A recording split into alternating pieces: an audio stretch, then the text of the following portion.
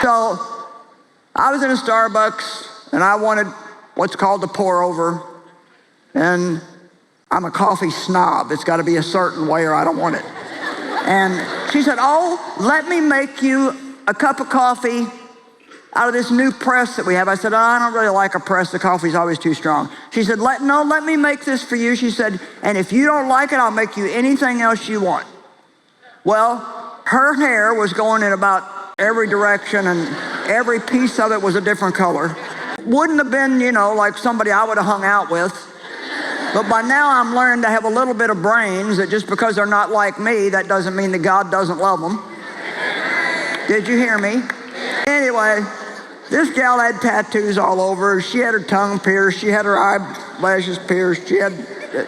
So she says to me, she said, yeah, I just love this coffee pot. She said, you can just use it anywhere. She said, I'm going to save up my money so I can get one. It's just going to take me a while to do it. Well, it was about $100. So she made me a cup of coffee, and sure enough, it was really good. I started to walk away, and I just sensed I was missing an opportunity. And I felt like the Lord said, buy her the coffee pot she wants. Okay, now listen.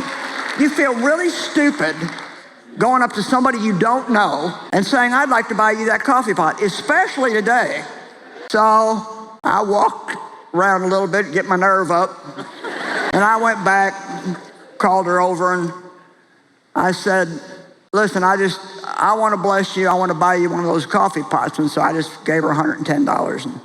And she's like, well, no, what, what? And she starts crying. And so, of course, I'm wanting to get out of there as fast as I can. Here's the money for your coffee pot. I've obeyed God. I'm gone. Done and gone.